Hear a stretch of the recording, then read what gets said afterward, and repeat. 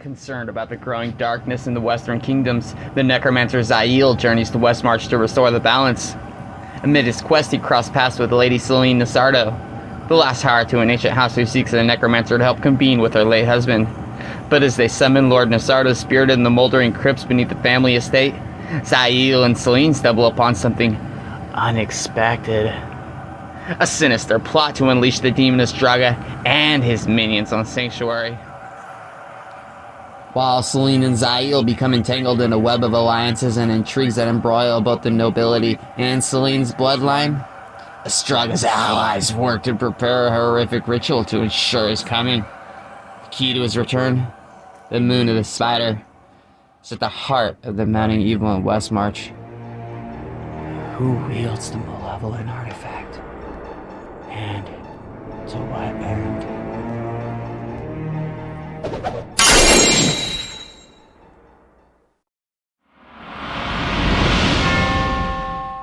"15. "Do you know this lot?" blurted an anxious Sardak. "Only from my nightmares." Zael held the dagger before him, momentarily keeping the undead worshippers at bay. "Keep behind me. I wasn't planning on going anywhere else." From the pouch, Humbart piped up, "What's going on out there, lad?" It was Sardak who answered. "You really don't want to know." The skull went silent. The priest gave Zael a grisly smile. "But come, master." To emphasize this fact, all but he went down on one knee. As they did, they began chanting a single word over and over. Estraga. Sardak leaned near the necromancer.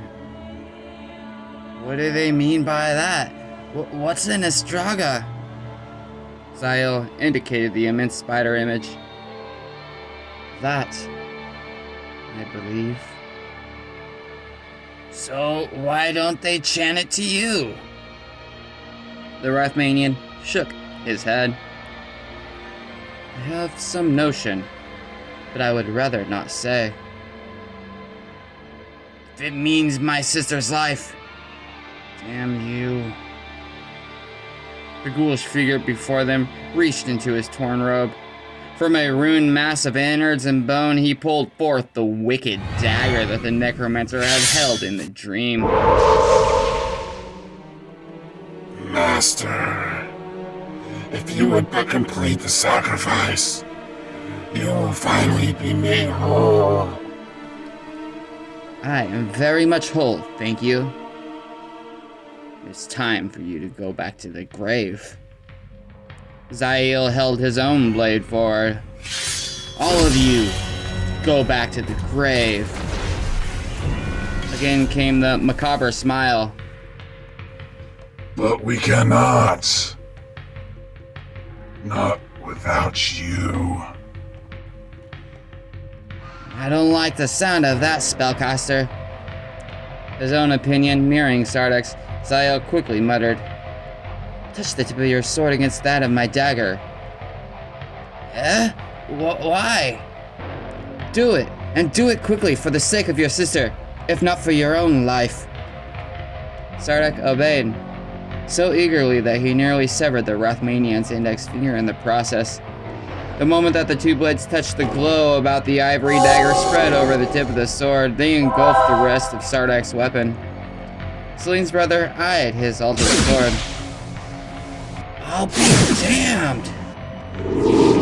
"If we do not survive this, that is very likely." The members of the undead horde were already back at their feet. The priest frowned as best as his ruined face allowed. "Master, you are the chosen one. You cannot deny your true destiny, and we will not let you." Zael would have liked to have asked him just exactly what destiny entailed, but the priest suddenly lurched forward. And with him came the rest of the terrifying throng. Damn! And double damn! Growled Sardak. The clawing hands of the ghouls reached for them, reviving once more the necromancer's memories of lost Yurei.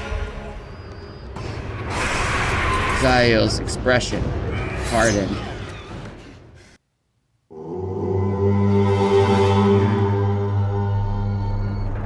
Never again. The Rothmanian thrust!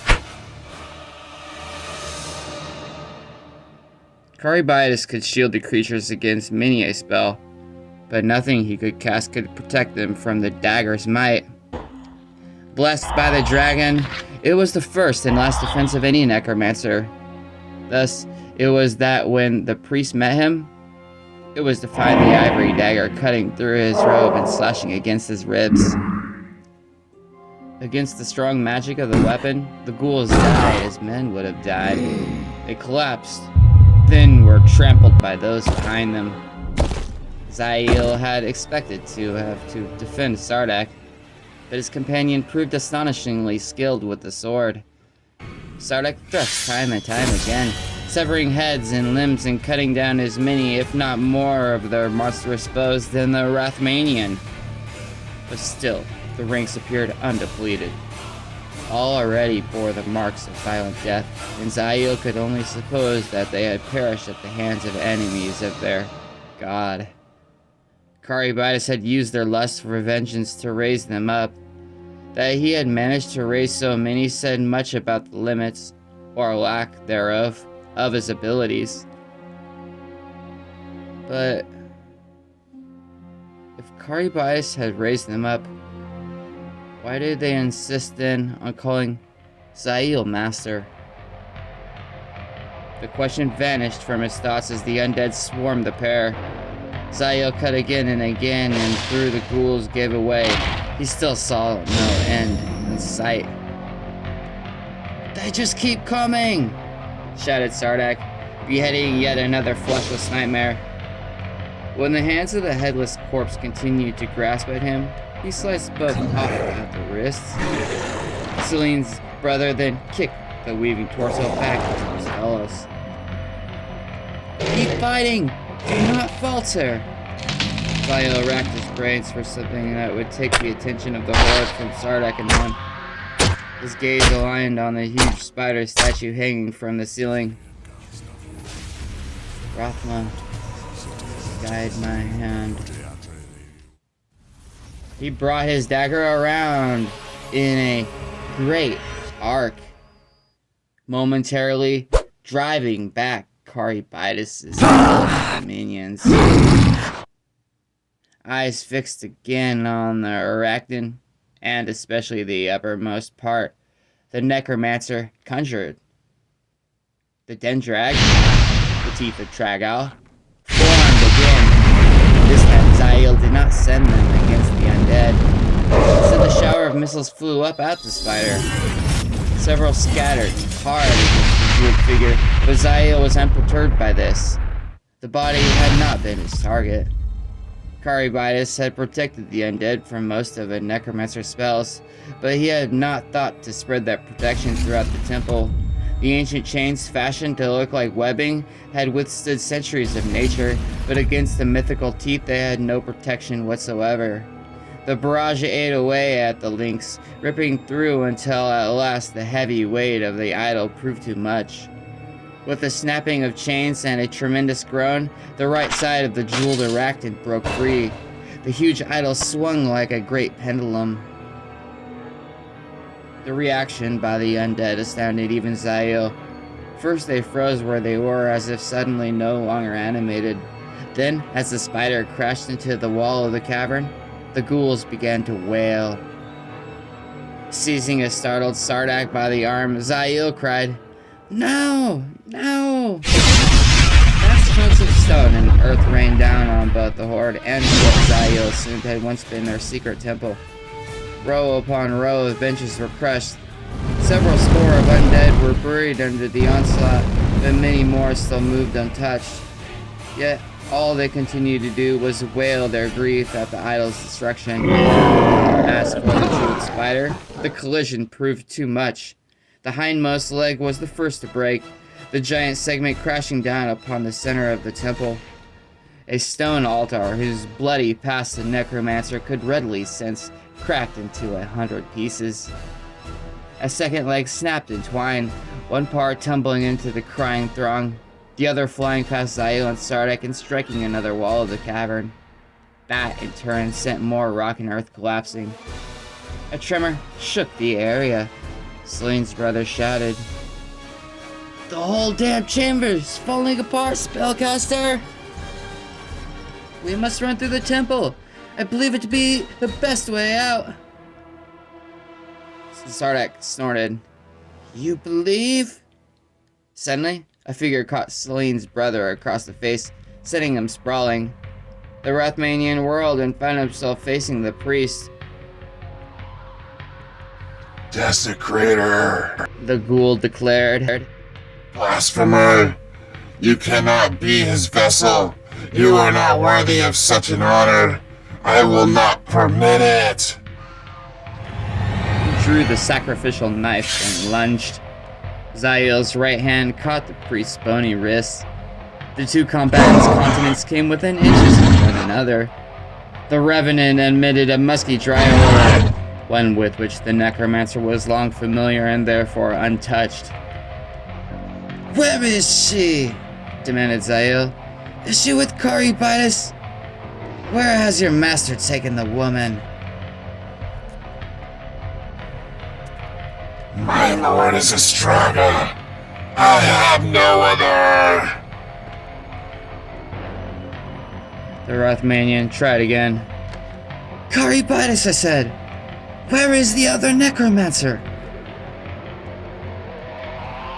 "At the making of the moon," the priest proudly informed him. "Already ensuring my lord's return.